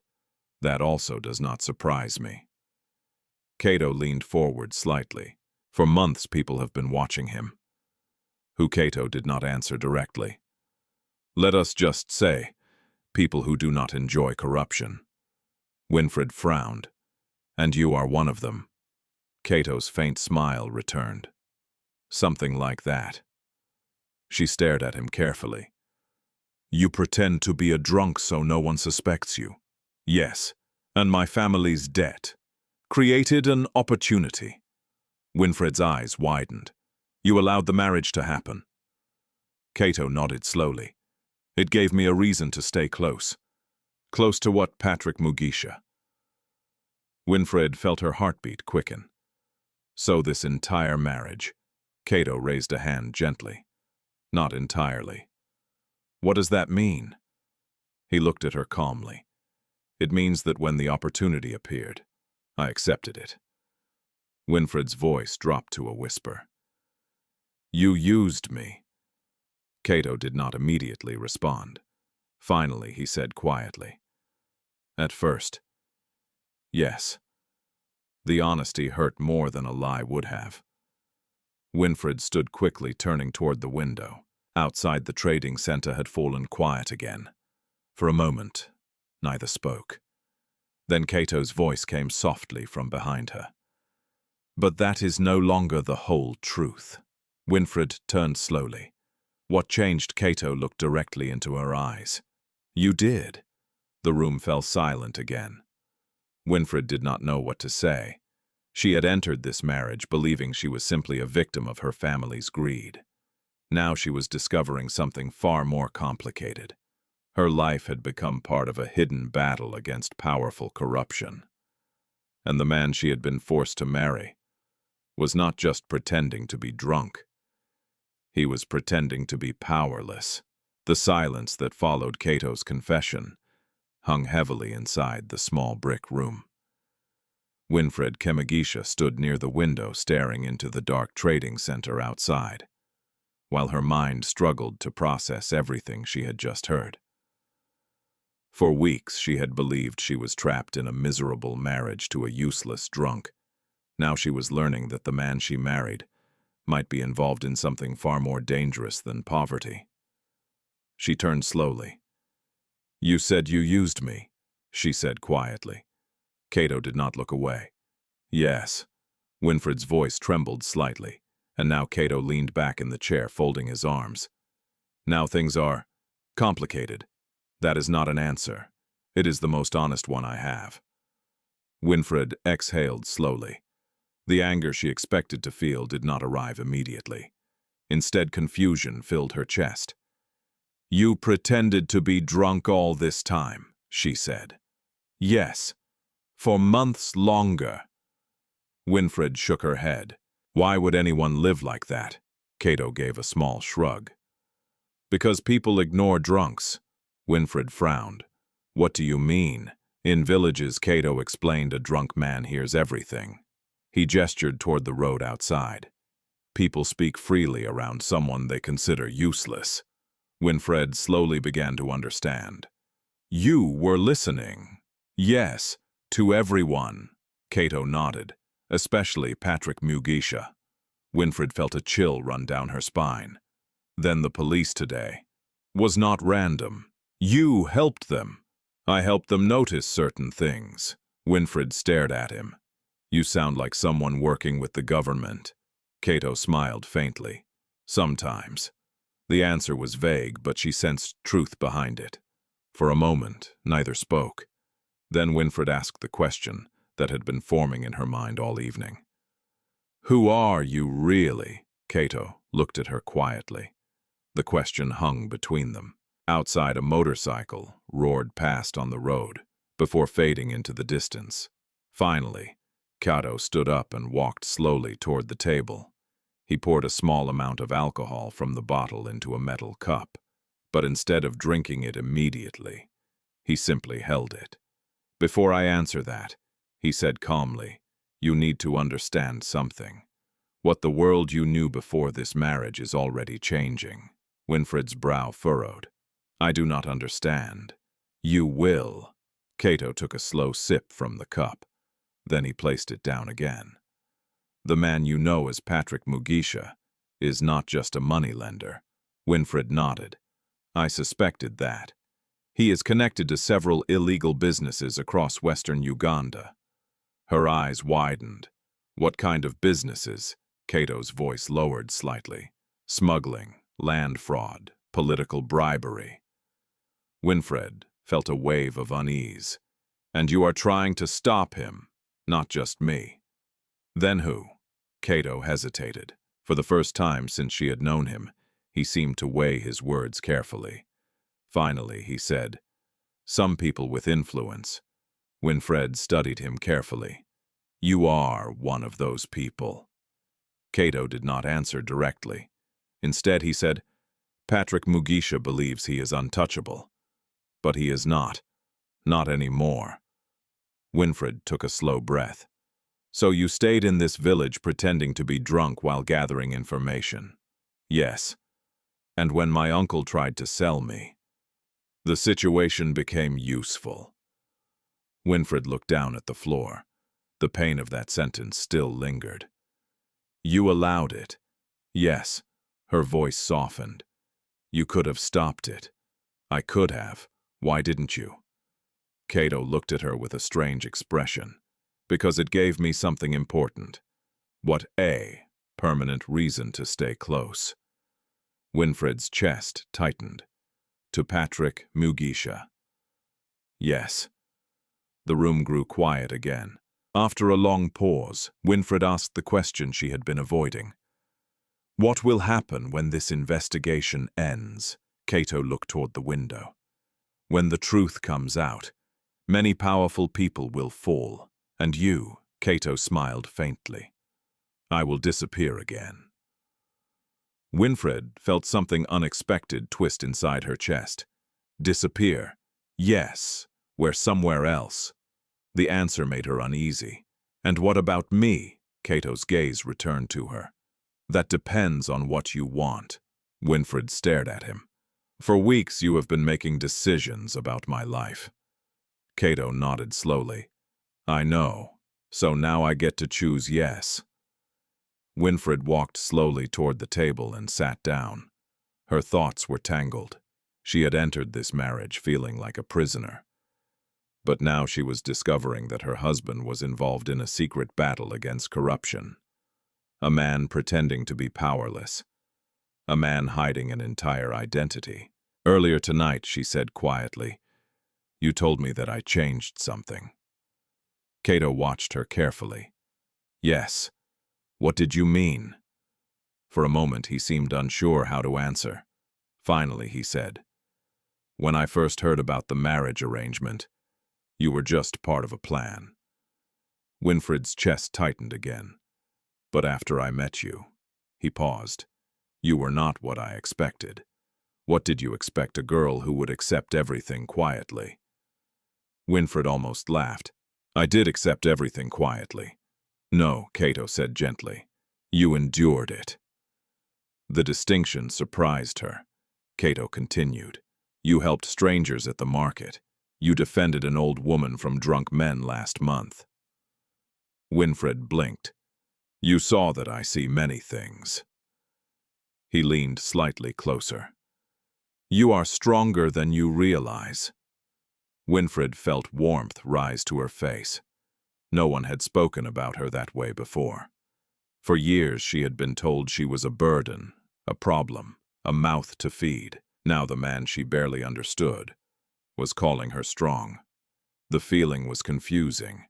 Outside, the wind rustled through the trees beside the road. Cato stood and walked toward the door. Come with me, he said, where you should see something. Winfred hesitated. It is late. That is why it is safe. Curiosity slowly overcame her caution. She followed him outside. The trading center had grown quiet. Most of the stalls were closed, and only a few dim lights remained near the roadside shops. They walked along the road toward a small hill behind the market. From the top, the lights of the village spread below them. Cato stopped and looked out over the quiet town. From here, he said softly, you can see everything. Winfred stood beside him. The night air felt cool against her skin. After a moment, she asked again, why did you bring me here? Cato's voice was calm. Because soon, everything will change. Winfred felt a strange tension in his words. What do you mean? Cato pointed toward a distant building near the edge of town. Patrick Mugisha's office. Tomorrow, he said quietly, that man will lose everything. Winfred's eyes widened. How Cato's faint smile returned. The same way powerful men always fall. How the truth. Winfred looked back at him. Are you sure? Cato nodded once. Yes. Then he said something that made her heart beat faster. And when that happens, the truth about me will come out too. Winfred's breath caught slightly. The mystery she had been living beside was finally approaching its answer. The drunken husband everyone mocked, the secret investigation, the powerful men in black SUVs, all of it was leading somewhere. And tomorrow might be the day when the entire truth finally revealed itself. The next morning arrived with a strange stillness in the air. Winfred Kemigisha noticed it the moment she stepped outside the small brick room. The trading center looked the same as always, wooden stalls lining the roadside. Boda-bodas buzzing past vendors shouting prices for cassava and tomatoes. But something beneath the surface felt different. People were watching. Whispers moved quickly between groups of men gathered near the tea shop. Women leaned closer together while speaking in low voices. And every few seconds, someone glanced toward Patrick Mugisha's office at the far end of the street. Winfred walked slowly toward the market with her basket, her thoughts still tangled from the conversation on the hill the night before. Cato had said everything would change today, but nothing had happened yet. Across the road, the bar door opened. Cato Biaruhanga stepped out exactly as he always did, shirt-wrinkled hair uncombed, bottle hanging loosely in one hand. The villagers greeted him with laughter. Already drinking again, Cato. Does your new wife allow you to come home? More laughter followed. Cato played his role perfectly. He stumbled slightly and raised the bottle lazily. A man must stay loyal to his habits. The crowd roared with amusement. But when Winfred glanced at him across the street, she saw something different in his eyes. Focus, patience, like someone waiting for a signal. By midday, the tension in the trading center had grown impossible to ignore. Mama Barungi leaned toward Winfred while turning roasted maize over the charcoal fire. Something is coming, the old woman whispered. You feel it too? Winfred asked. Mama Barungi nodded slowly. This morning, 3 government vehicles passed the road outside the village. Winfred's heart skipped. Police more than police. What do you mean? Mama Barungi lowered her voice even further. Officials. Before Winfred could ask another question, the sound of engines filled the air. Several vehicles appeared at the entrance of the trading center. Not 1, not 2, but 4 black SUVs followed by a police pickup truck. Dust swirled behind them as they rolled slowly into the market street. Every conversation stopped instantly. People stared. Vehicles like those did not come to places like this without reason. The convoy stopped directly in front of Patrick Mugisha's office. Doors opened. Men in dark suits stepped out. Behind them came uniformed police officers. Winfred felt her heart pounding as the scene unfolded. Across the street, Cato remained seated at the bar table. But he was no longer pretending to drink. His bottle rested untouched beside his hand. The officials approached the office entrance. One of them knocked firmly.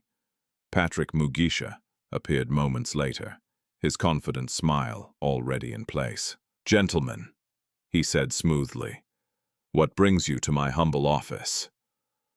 One of the officials stepped forward and handed him a document. Patrick's smile slowly faded as he read. "What is this nonsense?" he demanded. The officer beside the official spoke calmly. "Patrick Mugisha, you are under investigation for multiple financial crimes, including fraud, land theft, and illegal trade." The trading center erupted in shocked whispers. Patrick laughed harshly. "You cannot prove any of that." The official gestured toward the police truck. Boxes filled with documents were already being unloaded. "We believe we can." Patrick's eyes darkened. "Who gave you this information?" The official did not answer. Instead, he signaled to the officers. They stepped forward. "Sir, you will need to come with us." Patrick's anger exploded instantly. "This is madness!" He turned toward the crowd, as though expecting support. But the villagers only stared silently. Some of them had suffered under his debts for years. Now they watched the scene with cautious hope. Patrick's gaze moved across the street, and suddenly it landed on Cato. For a brief moment, something like recognition flickered across his face. "You," Patrick muttered. Cato slowly stood from the bar stool. For the first time since arriving in the village months earlier, he did not pretend to stumble. He walked calmly across the street. The entire crowd fell silent. Winfred felt her breath catch. Every step Cato took seemed to strip away the drunken disguise the villagers had grown used to. When he stopped beside the officials, his posture had completely changed. He stood straight, confident, commanding.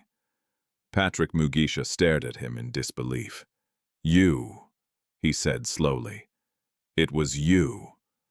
Cato's voice was calm. "You should have paid more attention." The crowd murmured in confusion. "What is happening? Why is Cato speaking like that?" Patrick's anger turned into something closer to panic. "You were spying on me." Cato did not deny it. Instead, he reached into his pocket and pulled out a small identification card. He handed it to the lead official. The man nodded respectfully. Then he turned toward the crowd. This investigation was assisted by Dr. Cato Belinda, founder of Belinda Holdings. For a moment, no one spoke. The name hung in the air like thunder. Several villagers gasped. Belinda Holdings. That company owns factories across Uganda. It belongs to a billionaire. Patrick Mugisha's face had gone pale. "You?" he whispered. Cato, no longer pretending to be the drunk villager, met his gaze calmly. "My name is Cato Belinda." The crowd erupted. Winfred felt her heart pounding in her chest. Billionaire. The word echoed in her mind. The man she had been sharing a tiny brick room with. The man villagers mocked every day. The man she had been forced to marry. He was not just pretending to be sober. He was pretending to be powerless. Patrick's voice shook with rage. "You tricked everyone!" Cato nodded slightly. "You made that easy." Police officers stepped forward and placed handcuffs on Patrick Mugisha. The once powerful moneylender struggled angrily. "You will regret this," he shouted. But no one came to his defense. The officers led him toward the police truck. The crowd parted silently. As the vehicles began driving away, whispers spread through the trading center like wildfire. Winfred married a billionaire. The drunk was a disguise, I cannot believe it. Mama Birungi turned toward Winfred slowly. "Child." Winfred could not speak. Across the street, Cato Belinda, no longer pretending, looked completely different. The lazy posture had vanished. The drunken expression was gone. What remained was a man who looked exactly like the leader of a powerful empire. When his eyes found Winfred in the crowd, his expression softened slightly. But the shock in her heart had not yet settled. The man she had married was not a poor drunk. He was one of the richest businessmen in the country. And suddenly, the life she thought she understood had completely disappeared. For several long seconds after the police vehicles disappeared down the dusty road, the trading center remained completely silent. The entire village seemed frozen. People stared at the empty space where Patrick Mugisha had stood only moments earlier. Others stared at Cato Belinda, the man who until that morning had been nothing more than the village drunk. Now the whispers began spreading like wildfire. "A billionaire. He fooled everyone. I drank with him yesterday." Some villagers laughed nervously. Others shook their heads in disbelief. But Winfred Kemigisha could barely hear any of it. She stood beside her vegetable stall, her hands trembling slightly, as her mind struggled to accept what had just happened. The man she had been living with, the man who slept on a wooden chair so she would feel safe. The man villagers mocked every day. He was not Cato Bayaruhanga. He was Dr. Cato Belinda, the founder of a powerful company known across Uganda. The realization felt almost unreal. Across the road, the officials who had accompanied the police were now speaking with him respectfully. One of them shook his hand. Another thanked him for his assistance in the investigation. Winfred watched quietly, her chest tightening with mixed emotions. Shock, confusion, and something else she had not expected. Anger. Not because he had helped stop Patrick Mugisha, but because he had hidden the truth from her.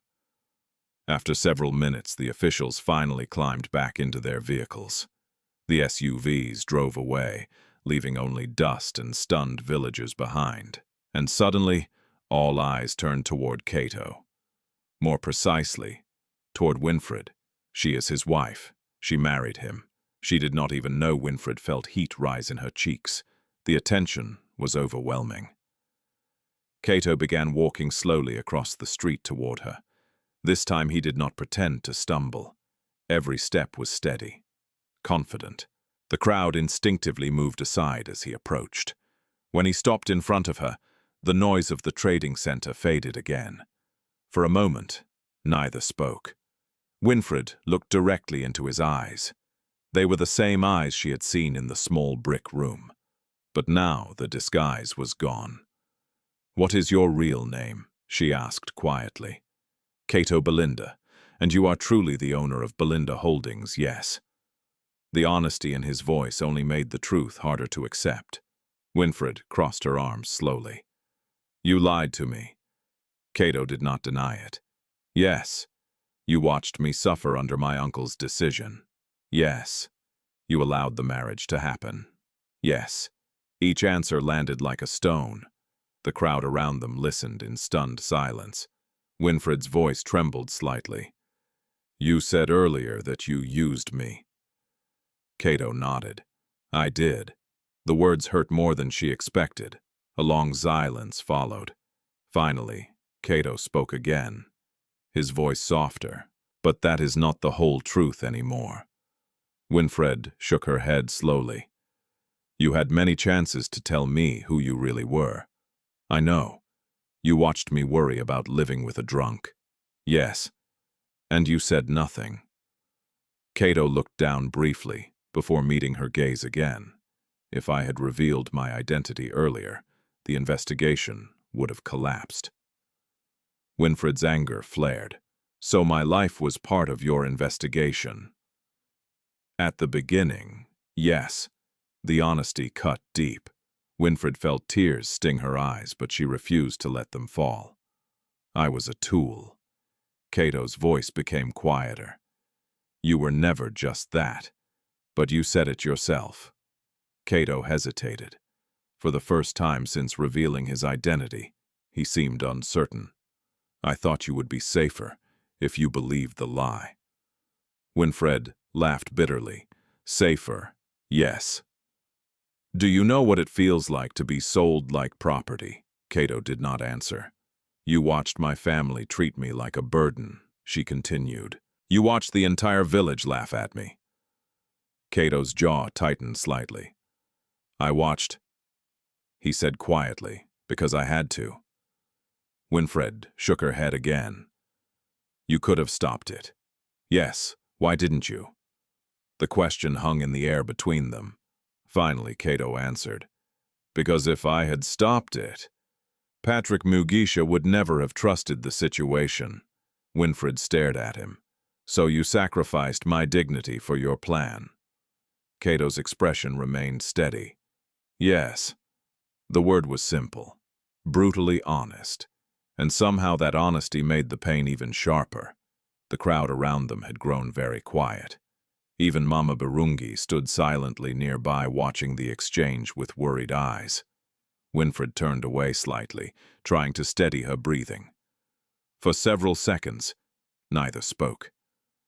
Then Cato said softly, but the plan ended the moment you became involved. Winfred turned back toward him. What does that mean? It means you stopped being a tool. When the first week, why Cato looked at her carefully. Because you did something I did not expect. What you treated me with kindness. Winfred blinked. I thought you were a drunk, and yet you still respected me. The memory flashed through her mind. The first night in the small room. The way she had cleaned the space. The way she spoke to him without cruelty, even when she feared him. Cato continued. You helped people at the market when you barely had enough money for yourself. You defended an old woman from drunk men. You shared food with hungry children. Winfred frowned. You noticed. All that I notice, everything. He took a slow breath. And the more I watched you, the harder it became to see this marriage as just a strategy. Winfred felt her chest tighten again. You should have told me. I wanted to, but you didn't, because the investigation was not finished. Winfred looked toward the road where the police vehicles had disappeared. Now it is. Yes. The two of them stood quietly for a moment. The entire village was still watching. Finally, Winfred spoke again. What happens now? Cato's voice was calm. Patrick Mugisha will face trial, and us Cato hesitated slightly. That depends on you. On me. Yes, you are my wife by law. The words sounded strange after everything that had happened. But you were forced into that marriage. Winfred felt her heartbeat quicken. So what are you saying I will not force you to remain in it? The statement surprised her. If you wish to leave, Cato continued, I will arrange everything. Winfred stared at him. You would just let me go? Yes, no conditions, none. Even after everything, Cato nodded. You deserve the freedom that was taken from you. The sincerity in his voice was unmistakable. Winfred did not know what to say. Moments earlier, she had been angry enough to walk away immediately. But now the situation felt more complicated. The man standing before her was no longer a stranger pretending to be drunk. He was someone who had protected her in ways she had not understood. Someone who had fought powerful corruption. Someone who, despite everything, was offering her a choice. And for the first time in years, Winfred Kemigisha realized something extraordinary. Her future was no longer controlled by her uncle, or by poverty, or by anyone else. It was finally hers to decide. The days following Patrick Mugisha's arrest changed the atmosphere of the trading center completely. Where once there had been fear and quiet obedience, there was now cautious excitement. People gathered in small groups near the tea shop, discussing the news that had already spread beyond the village. Some spoke about the investigation. Others talked about the powerful officials who had arrived in black SUVs. But the story everyone found most unbelievable was something else entirely. The village drunk had turned out to be a billionaire, and the quiet vegetable seller had become his wife. Winfred Kemigisha noticed the difference immediately. The whispers that once carried pity now carried curiosity, respect, and sometimes even admiration. But inside her heart, the situation felt far from simple. 3 days had passed since the confrontation in the market. 3 days since Cato Belinda revealed his true identity, and 3 days since he had offered her freedom. During those 3 days, life inside the small brick room had become strangely quiet. Cato had stopped visiting the bar. The drunken disguise was no longer necessary. Instead, men in formal suits now visited the trading center regularly. They spoke with him privately inside the room or near the roadside under the shade of the acacia tree. Winfred did not try to listen, but she understood enough. The investigation against Patrick Mugisha was growing larger. Documents were being examined, properties were being traced, and many people who had once feared the moneylender were now beginning to speak openly. One afternoon, Winfred returned from the market to find 2 black SUVs parked outside the small room. The sight still felt surreal. A few villagers had gathered nearby, pretending to mind their business while clearly watching everything. When she stepped inside, she saw 3 men seated with Cato at the table. They immediately stood when she entered. The oldest of them smiled politely. "You must be Mrs. Belinda." The title startled her. Winfred glanced at Cato. He remained calm. "This is Mr. Okello," he said. The man extended his hand. "It is an honor to meet you." Winfred shook his hand awkwardly. "I'm not used to being called that." Mr. Okello chuckled gently. "That will change quickly." Cato stood. "We are almost finished here." The men nodded and gathered their documents before leaving the room. Outside, the SUVs drove away once again, leaving dust swirling in the late afternoon sunlight. Winfred turned toward Cato. "I am still not used to seeing men in suits outside our door." Cato smiled faintly. "You may have to get used to it." Winfred sat down slowly. "That depends." Cato studied her carefully. "Depends on what? Whether I stay." The room fell quiet. It was the first time she had mentioned his offer directly since that day in the market. Cato did not rush to answer. Instead, he poured 2 cups of tea from a small kettle on the table. He slid one toward her. "You have been thinking." "Yes," and Winfred wrapped her hands around the warm cup. "I spent years believing my life belonged to other people." Cato listened quietly. "My uncle decided where I lived. My aunt decided how I worked. And when they needed money, they decided who I would marry." Her voice remained steady, but the pain behind the words was clear. "For the first time in my life, someone told me, the choice is mine." Cato nodded slowly. "And you do not trust it." Winfred gave a small, sad smile. "It feels unfamiliar."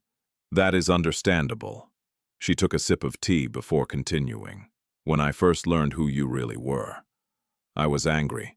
You had every right to be." "I still am." Cato did not argue. "But something else happened too," she said. "What I started seeing the past differently." Cato waited. "You pretended to be drunk so people would ignore you." "Yes." "You let the whole village laugh at you." "Yes." "You even lived in a tiny room like this." Cato shrugged slightly. Comfort is not always useful. Winfred looked at him carefully. You gave up your reputation. That can be rebuilt. And your pride. Cato smiled faintly. That is less important than people think. Winfred leaned back in the chair. You could have stopped Patrick Mugisha much earlier. Yes. But you waited. Yes. Why, Cato answered without hesitation. Because exposing one crime is not enough. Winfred frowned slightly. What do you mean? If we had arrested him too early, Cato explained, others involved would have escaped. So you gathered more evidence. Yes. And allowed him to feel safe. Exactly. Winfred stared at him thoughtfully. You were patient. Patience wins many battles. The room grew quiet again. Finally, Winfred spoke softly. When you first told me you used the marriage for your plan, it felt like my life meant nothing. Cato looked down briefly. I understand that, but now I see something else. What you also protected me. Cato's eyes lifted toward her.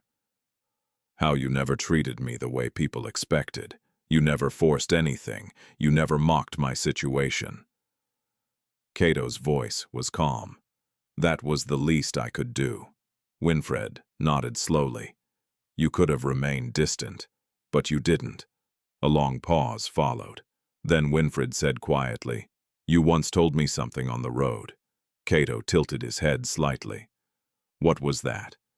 You said the marriage might save me? Yes. Winfred looked directly into his eyes. I think you were right. Cato did not speak. Winfred continued. If I had stayed in my uncle's house, I would still be working without hope. She gestured toward the window where the trading center stretched beyond the road. Instead, I found myself in the middle of something bigger, something that changed this entire village. Cato nodded slowly. The truth has a way of doing that. Winfred took a deep breath. But that still does not answer the most important question. Cato leaned slightly forward. Which is? She met his gaze. What happens to us now? Cato did not answer immediately. Finally, he said quietly, That depends on whether you see this marriage as a mistake. Winfred looked down at her hands for a moment. Then she said something that surprised even herself. I do not think it was a mistake. Cato's expression shifted slightly. You do not know, no. Why, Winfred smiled faintly. Because it forced two very different lives to meet. Cato studied her carefully. And what do you see now? Winfred raised her eyes again. I see a man who gave up comfort to fight corruption. A man who pretended to be weak so powerful people would reveal themselves. And a man who, despite everything, still gave me the freedom to leave. Cato remained silent. Winfred stood slowly. I am not ready to decide everything today. That is fair. But I do know one thing. What Winfred's voice softened. I want to see what life looks like without lies between us. Cato nodded slowly. That is something I can promise. Winfred glanced toward the quiet road outside. The future still felt uncertain, but for the first time in many years, uncertainty did not feel like fear. It felt like possibility, and perhaps even hope. The news of Patrick Mugisha's arrest did not remain confined to the small trading center. Within days, it had spread across the entire district. Local radio stations began discussing the investigation. Journalists arrived from Mbarara and Kampala, hoping to speak with villagers who had once borrowed money from the powerful lender. Stories poured out. Families who had lost land. Farmers forced into impossible debts. Women who had been threatened when they refused to sign fraudulent documents. The quiet corruption that had once lived in whispers was now being spoken aloud. And at the center of it all was a name few villagers had known only weeks earlier. Dr. Cato Belinda. For the people of the trading center, the transformation was still difficult to believe. The man who once sat at the roadside bar with a bottle in his hand had become a symbol of justice. But for Winfred Kemigisha, the situation was far more personal. Life inside the small brick room was slowly changing. Cato had begun preparing to leave the village. More meetings with officials took place. More documents were reviewed. The investigation had expanded far beyond Patrick Mugisha alone. Several other businessmen connected to the illegal network were now under scrutiny. One evening, as the sun dipped low behind the hills, Winfred walked alone toward the small hill where she and Cato had spoken days earlier. The breeze carried the familiar smell of roasted maize and dust from the trading center below. She stood quietly at the top, looking down at the village. Everything looked the same, but she knew it was not. The fear that once surrounded Patrick Mugisha had vanished. Farmers walked with lighter steps. Neighbors spoke more openly, and many people who had once avoided the trading center now returned.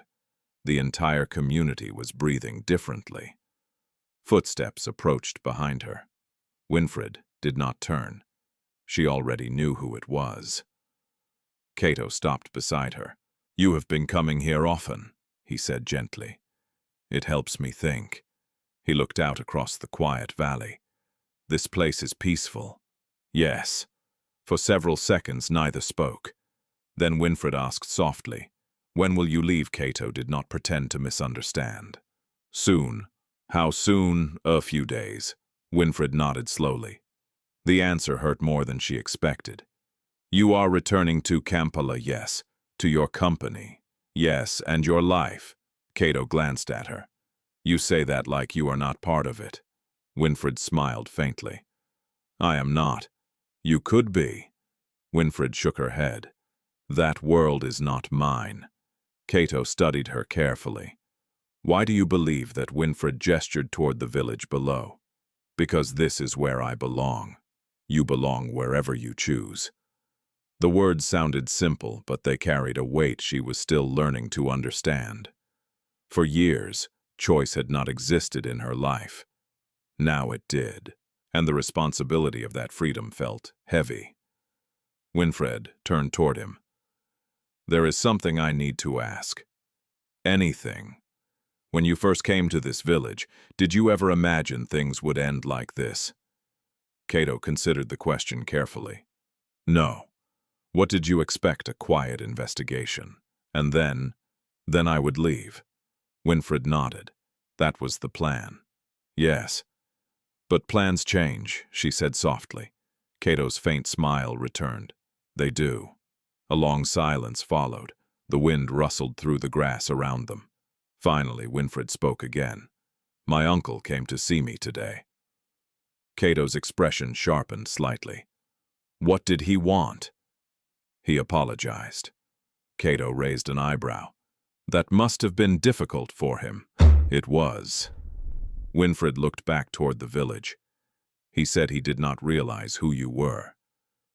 Cato gave a small shrug. "That was the point. He asked if I could help him." Cato did not seem surprised. "And what did you say?" "I said no." Cato nodded approvingly. "That was wise." Winfred sighed. "For years I believed my family controlled my life, and now they know they cannot." The quiet confidence in her voice made Cato smile. "You have changed," he said. Winfred looked at him thoughtfully. "Have I?" "Yes." "How when I first met you, you were surviving, and now you are deciding." Winfred let the words settle in her mind. It was true. For the first time in her life, she was making decisions for herself. The realization felt powerful, but it also made the next question harder. "Cato," she said quietly. "Yes, what do you want?" He looked slightly surprised. "About what about us?" Cato's gaze returned to the valley below. The answer did not come immediately. Finally, he said, "I want honesty." Winfred waited. "For years, my life has been built on strategy." He continued, "Disguises, secrets, calculations. That is how people like Patrick Mugisha are defeated." Winfred nodded slowly. But it is not how a life should be lived. He turned toward her. When this investigation began, I never imagined I would meet someone like you. Winfred raised an eyebrow. What does that mean? You remind me of something important, what that strength does not always look powerful. Winfred felt warmth rise to her cheeks. You give me too much credit. No, Cato said quietly. I give you exactly the credit you deserve. The honesty in his voice made the moment feel unexpectedly intimate. Winfred looked away toward the fading sunlight. If you leave in a few days, she said softly, what happens to this marriage? Cato answered calmly. That depends on you. You said that before. And it is still true. Winfred turned back toward him. What if I decide to stay here, then we arrange a peaceful separation? And if I choose something else? Cato's eyes met hers. Then we build a life together. The words hung between them. For several seconds, neither spoke. Winfred's heart beat slowly in her chest. The decision she had been avoiding was standing directly in front of her. Her entire life had been shaped by other people's choices. Now the future was hers alone. Finally, she said quietly, when I was a child, my father told me something. Cato listened. He said the most important decision in life is not where you start, but where you choose to walk. Cato nodded thoughtfully. That sounds like wise advice. Winfred smiled faintly. It is. She looked at him again. I am not ready to answer you tonight. Cato seemed relieved. You do not have to. But I will answer soon. I will wait. The sun disappeared completely behind the hills. Night slowly covered the village. As they walked back down the path together, Winfred felt something she had not felt in a very long time. Hope. Not because someone had rescued her, but because the future, whatever it would become, was finally hers to shape. And the man beside her was no longer a stranger, hiding behind lies. He was simply someone waiting to see what she would choose. The morning Cato Belinda planned to leave the village arrived quietly. There were no police sirens, no black SUVs, no officials in suits walking through the dusty trading center. For the first time in many days, the village felt peaceful again. But inside the small brick room beside the road, both Winfred and Cato knew this day carried weight. The investigation had reached its final stage. Patrick Mugisha remained in custody, and the evidence collected over the past months had already begun, unraveling the larger network connected to him. Cato's role in the mission was finished. His life in Kampala, his company's board meetings and responsibilities, was waiting. And now the moment had come for Winfred Kemigisha to make the decision she had been postponing. When she stepped outside that morning, the trading center was already waking up. Vendors opened their stalls. Boda-bodas waited for passengers near the tea shop. The air smelled of charcoal smoke and fresh cassava, frying in oil. Mama Birungi was already sitting beside her small maize stand. When she saw Winfred approaching, the old woman smiled knowingly. So she said softly, "Today is the day." Winfred nodded. "Yes." Mama Birungi studied her face. "Have you decided?" Winfred hesitated before answering. "Not completely," the old woman chuckled. "That means your heart already knows the answer." Winfred sat beside her on the wooden stool. "For years I believed happiness was something far away," she said quietly. Mama Birungi nodded. "That is common when life has been difficult. But now I have choices," Winfred continued. "And choices can be frightening too." Mama Birungi laughed softly. "Yes, freedom often is." Across the road, Cato stepped out of the small brick room, carrying a travel bag. He wore a simple dark shirt and trousers.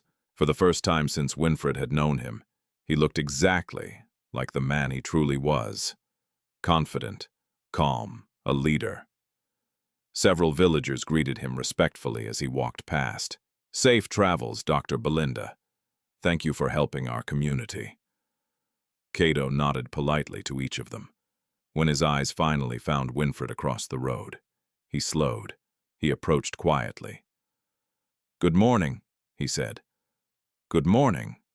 Mama Birungi stood slowly. "I will give you two some space." She walked away toward the tea shop, leaving them alone. For a moment, neither spoke. The sounds of the trading center filled the silence between them. Finally, Cato said gently, "The car will arrive soon." Winfred glanced at the small travel bag in his hand. "You are ready?" "Yes." "And if I do not go with you?" Cato met her gaze calmly. "Then I leave alone." There was no pressure in his voice, only acceptance. Winfred took a slow breath. "When I was a child," she said quietly, "I used to imagine what my future husband would be like." Cato raised an eyebrow slightly, "And I imagined someone strong, someone respected, someone who would protect me." Cato listened without interrupting. Winfred smiled faintly. "But I never imagined he would spend months pretending to be drunk." Cato chuckled softly. That part was unusual. They both laughed gently. The shared humor eased the tension between them. Winfred continued, "When I first married you, I believed my life was ending, I know. But instead, she said everything changed." Cato waited. "You gave me something I had never had before. What a choice." Cato nodded slowly. "That was always yours." It did not feel that way before. The rumble of an approaching engine echoed down the road. Both of them turned. A black SUV appeared at the entrance of the trading center. It slowed as it approached the small brick room. The moment of decision had arrived. Winfred's heart beat faster. For several seconds she watched the vehicle moving closer. Then she looked back at Cato. "You said earlier that you would wait for my answer." "Yes. Well, I have one." Cato remained silent, giving her space to speak. Winfred's voice was steady. "For years, my life was controlled by other people. My uncle, my aunt, poverty." She took a deep breath. "But now I understand something." What? Cato asked softly. "Freedom does not mean running away from every difficult situation. Sometimes it means choosing what you want to build." Cato watched her carefully. "And what do you want to build?" Winfred smiled gently. "A life based on truth. No lies, no disguises. Just honesty." Cato's eyes softened slightly. "That sounds like a good foundation." Winfred nodded.